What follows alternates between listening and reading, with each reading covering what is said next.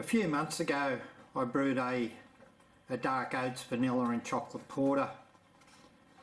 So today we'll have a bit of a taste of it. I haven't tasted it yet. It's been in the keg for a while. I like to leave those porters and darker beers to mature a little bit. I find them a bit smoother. So we'll have a look at it, and then after we have a taste of it, I'll show you how we brewed it. So I'll go and fill a glass.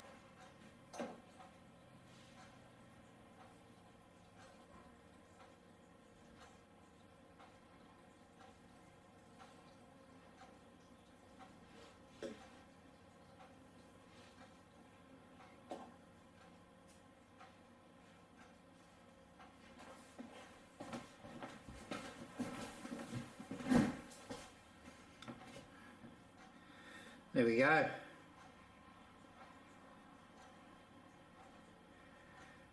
A nice caramel coloured head,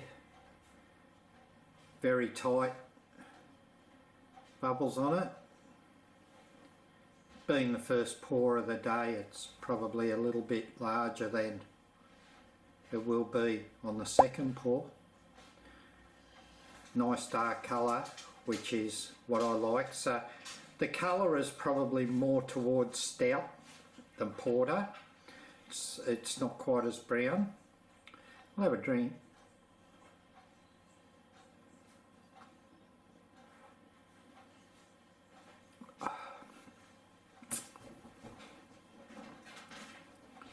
It's not bad.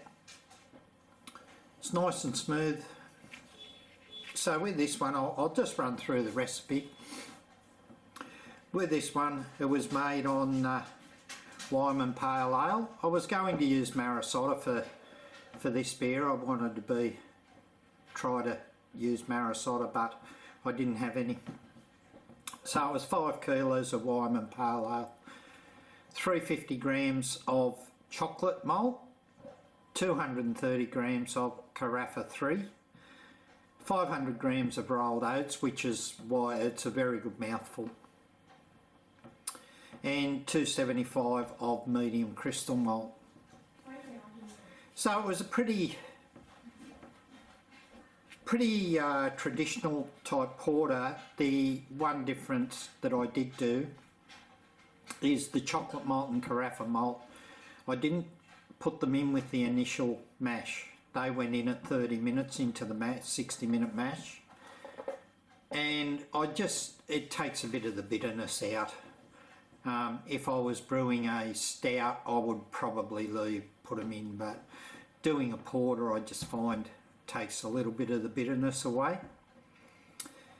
So we hit it up with 15 grams of Magnum in the first wort and 50 grams of East Kent Golding at 5-minute mark. I added 100 ml of cold pressed coffee, which on tasting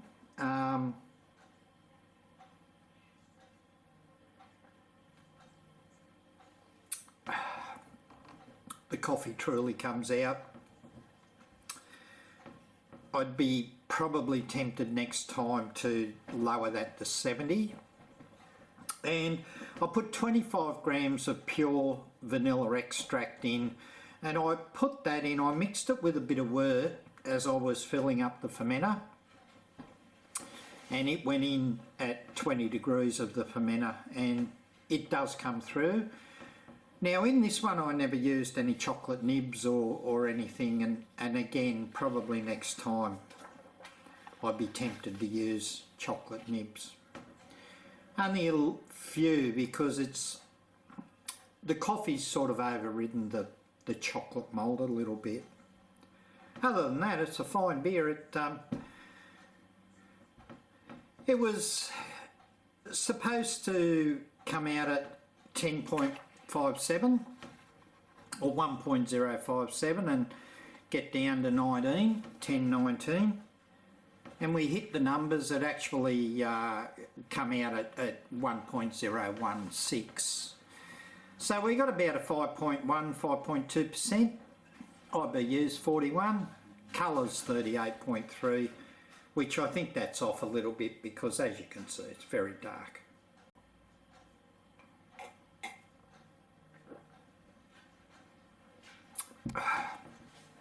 She's not bad.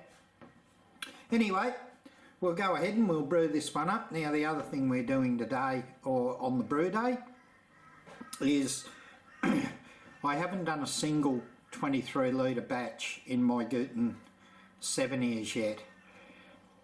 And I'm thinking with the rolled oats and everything, this is going to be a good one to try because I haven't added rice hulls. So I done it in the Guten 70 as a single batch and it actually turned out fine. Had to slow the pump down a little compared to a larger batch, but overall it handled it very well. So let's get to and we'll brew this bloke up and we'll head to the brew room.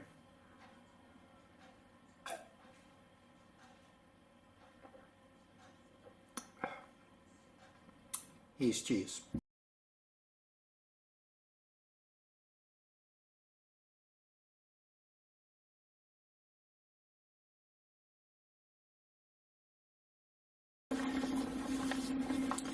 Okay, so we've turned our unit on. I've got the water in there, so now we'll set the program up. So it's a pretty normal program, this one. It's a 60-minute mash at 67 degrees with a 20-minute mash out at 77 degrees and a 60-minute boil.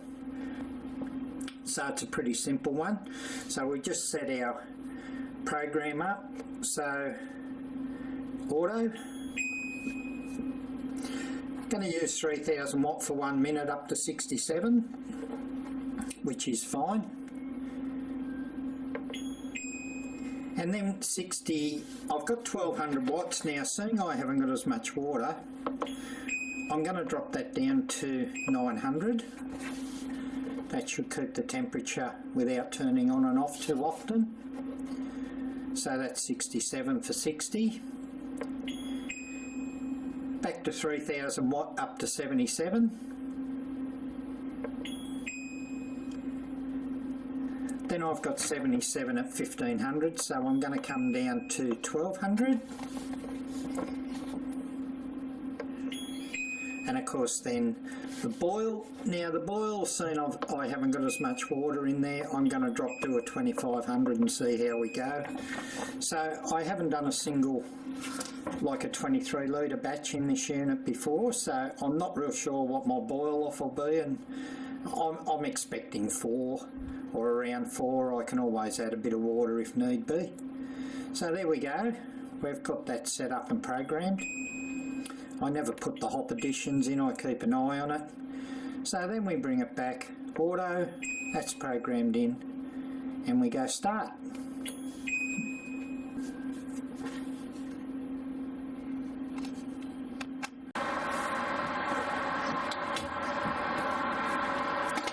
Okay, so as always, we're up around 55 degrees. I'm going to put the mash tun down and we'll see how we go. I've got rolled oats in this too. There's 500 grams of rolled oats. I haven't yet put any rice hulls in. I just want to see if I'll need them. I don't use rice hulls if I don't really require them,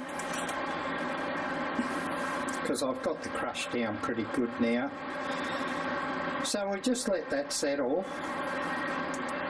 and see how the water level goes.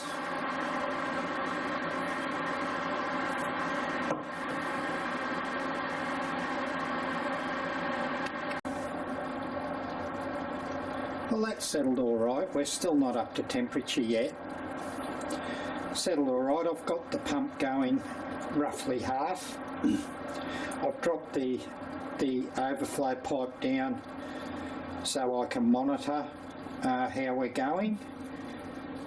There's plenty of water in there for a single batch. It's a 3 kilo per litre 3 litre per kilo mix of water. So that was my ratio that I've used for the recipe. And the rolled oats, they might get a bit sticky, but I've got no top plate on, as I've got to put those other grains in later, and so the mash will get a stir up anyway. So that's so far, you know, we'll wait and see when the grist bed's in down there, down the bottom, what our flow's like, but so far, there we go now, we've hit temperature. So I've had it in there for, like 12 degrees or so. So all I'll do now is I'll hit auto on the Guten and we'll start our mash.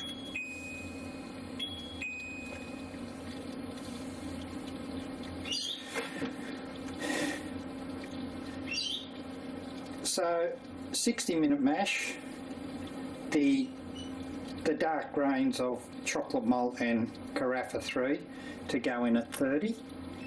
I was tempted to put the rolled oats in a bit later too, because when I don't use quick oats, I use the normal oats, as you call them, and they normally cook in 10 or 15 minutes anyway. So, but I thought I'll put them in first because I just want to see what the flow is like. I've done this recipe a few times on the Guten 40, and I haven't used rice hulls in it, so we'll see how we go. It looks pretty good. I don't look for a full bore flow, and I don't do an overflow. I just regulate to get a decent flow through. So that's looking all right. We'll just keep an eye on that. We'll come back when we're about to throw the other malts in, and we'll give it a stir up.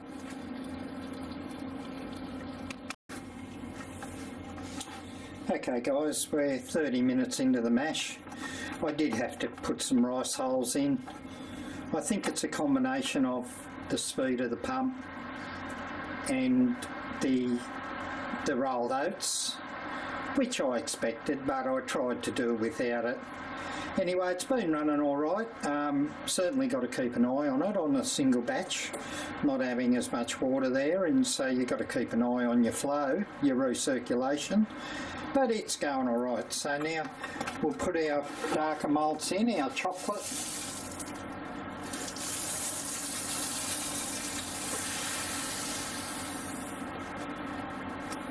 I didn't cover that overflow pipe up, but anyway, I don't think I got any in it. So we just mix that in.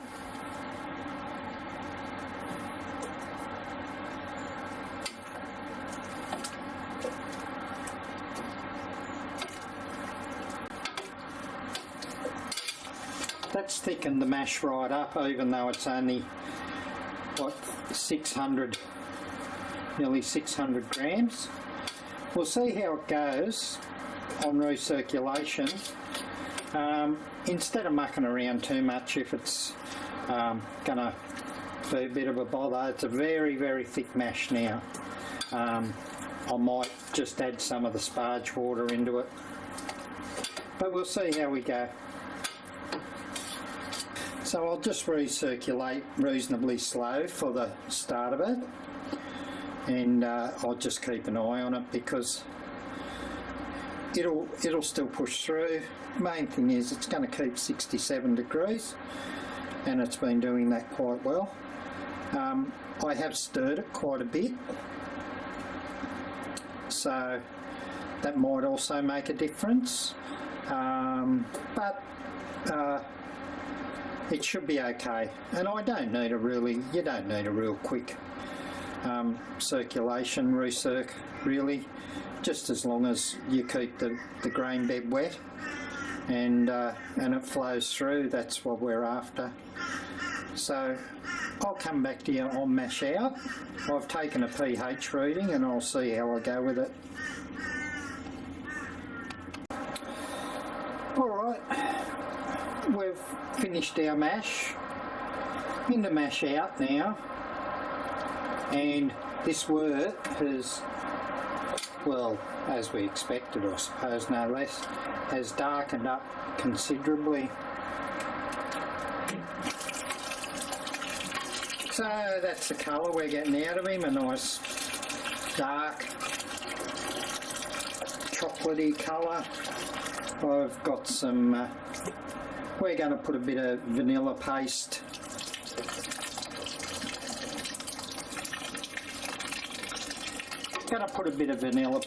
and I've got 100ml of cold processed coffee that I made, but that will go in at 0 and it probably won't actually go in until I'll let the work get down to about 90 degrees I think, and even 80 before I start pumping into the fermenter. But we'll have a look at that later. I just thought I'd show you the nice beautiful colour we're going to get there. I did mean to use Marisota in this brew, but I only had 5 kilos of Wyman pale ale there, so I've used the pale ale just to get rid of it, and I'll do I don't know, I'll use the Marisota I suppose I might do an English bitter with that, but it'll get used up, rest assured. So we'll come back to the boil and all going good. Thank you. So we're there. We got the chimes going there now, so our mash out has been completed. So we'll just get the basket out. Now the basket won't be a big issue today, of course, because we haven't got a big grain bill. But we'll go up a couple of steps, let it run out. And I could probably leave it here and do the mash because the volume of water that I'm going to put in isn't going to come to the bottom of the mash tun, but I'll get it right out anyway. So it's draining pretty good, quite a thick mash, and it did do what I thought, but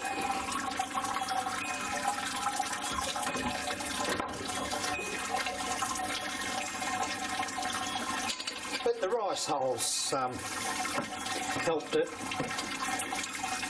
and of course that's what they're for, the rice hulls. Okay, so there we go, we're bringing her up to a boil now. Finished the sparge, I've got my just under 31 litres of water in there, give or take 100, 200 ml, not too worried about that. Now I'm going to first work with Magnum. I use Magnum nearly exclusively, except for some IPAs as my bittering hop. So I've got the whirlpool arm going there, that'll give them a good toss around, and it's about 83, 84 degrees in there at the moment, so the bitterness will start to come out of them quite nicely.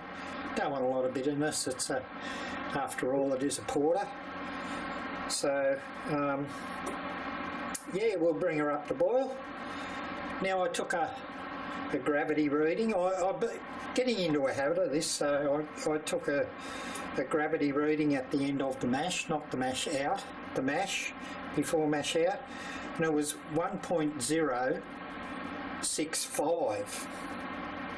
So I got pretty much all I reckon.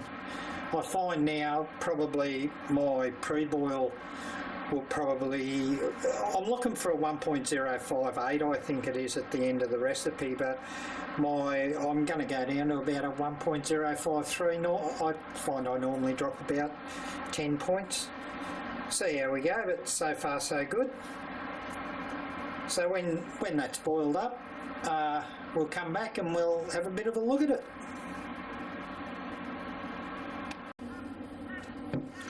Alright, we're back. We've got the boil just started, so it's just come up to a boil.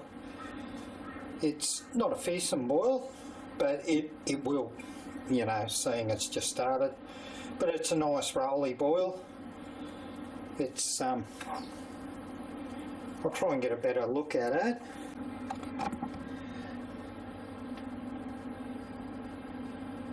So there we go there. So it's a nice rolling boil. That's a 2500 watt. and I'm happy with that. I reckon that'll boil off between 3.5 and 4 in the 60 minutes.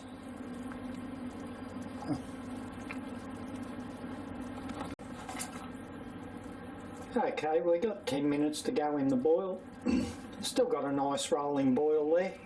We've boiled off, going on the gauge, so far about 3.5 litres. So we're going to get nearly a 4 litre burn off, which is boil off, which is good. So in with the whirl flock. Even though it's a dark beer, I still use the whirl flock because, well, we're steaming up there. Yeah, I still use whirl flock because I still want to clean it up a bit. So whirl flock in, and then in 5 minutes time, or a bit after, we'll put our 50 grams of these Kent in, these Kent Goldings, which is the only other hop, no dry hop or anything, of course, in this beer. I'll come back. Back again, guys. About 5 minutes to go. Put our 50 grams of East Kent Golding in, and we'll let that go. I've got some that coffee and vanilla to put in, but I'll put that in the fermenter, I think. I don't think I'll put it in a whirlpool, and we'll let it go at that.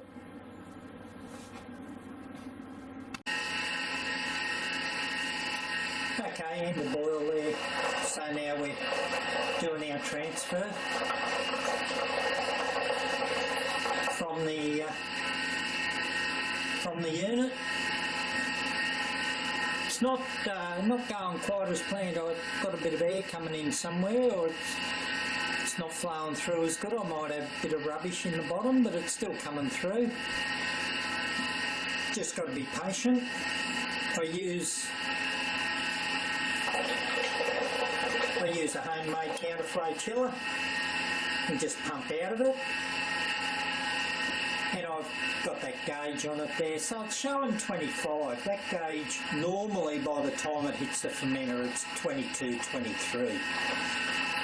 So that's not too bad. I've already put my tilt in. And when I get a bit more wort in there, I'll put the coffee and vanilla in. Actually, I could do that right now. It looks as if my pump has freed up. So I might do that now that I'm not mucking around trying to get a better flow out of the pump. I'm quite happy with that. I might shut it down a little bit and bring the temperature down. But it's not too bad at that. So I've mixed the vanilla and coffee in. It doesn't impart a lot of flavour. I don't put a real lot in. I think it's 25 grams of vanilla, and I put 150 ml of the cold processed coffee in that I made last night, but it adds a little bit of character. Now, when I took a measurement pre-boil, it was sky high, so I don't know whether my refractometer was wrong. I did check it, and it checked out okay. So I'm going to do both refrac and hydrometer.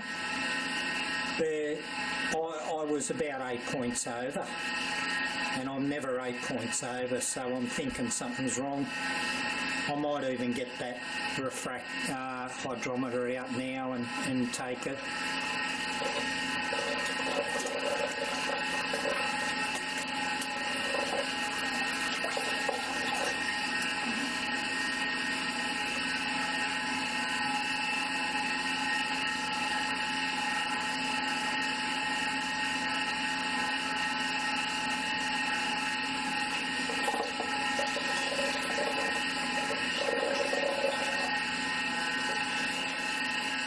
So it's certainly a dark beer, which is what it's meant to be.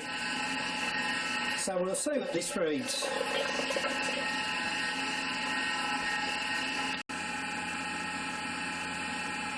Okay, so we're slowly getting there. I'm not going real quick.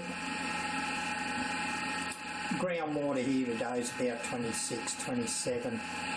So I'm just running it through slow. I'm trying to be able to pitch it so I don't have to open her up again. So this one will get 2 packets of Lallemand Windsor yeast, and the post boil was 10.056, which is what our target was. So we've hit all our targets. It's a great colour, great taste. I've got the tilt floating around in there at the moment, and of course it's showing 3 points lower than what the word is, which is quite common for the tilt. But it's going into the fermenter currently at about 22 degrees, 23 degrees. So I'm quite happy. I'm patient as long as I can get and see the football at 16:20 and have a beer. So I'll come back. I'm going to ferment this under pressure. It's going to ferment in the King Fermentosaurus G3 model. And I had a fridge breakdown, and I reached out to Will at King 18 months ago, and he sent, I bought a prototype Thermo King off him. So it wasn't given to me, I paid for it, and it wasn't cheap, and I'm going to use that to try and keep it, it will keep it at 18 degrees. But at the moment, I'll just let this fill up, and then when I'm setting the Thermo King up, I'm pretty sure that's what they ended up calling them, the Thermo King. When I'm setting that up through the coils, I'll come back and give you a bit of a look.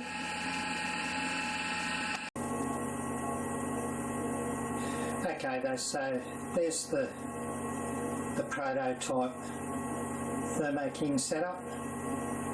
So I've got the 35 litre Fermentosaurus G3 in a bag, and then I run in and out of the Thermo King. So you can see there at the moment I've got 24 degrees. I have pitched the yeast because that is 1 degree out, so it's really 23. So I've pitched the yeast and it's set to 18 degrees cool. So it'll cool it down to 18 and it'll keep it there. They're pretty good. It's a pretty simple setup, but it works well because my fermenting fridge already has the 60 litre fermenter in it. It's got the snub nose 60 litre in it, and it's full of, I don't know, light beer for something different, a 3.8%er. So until next time, see you later.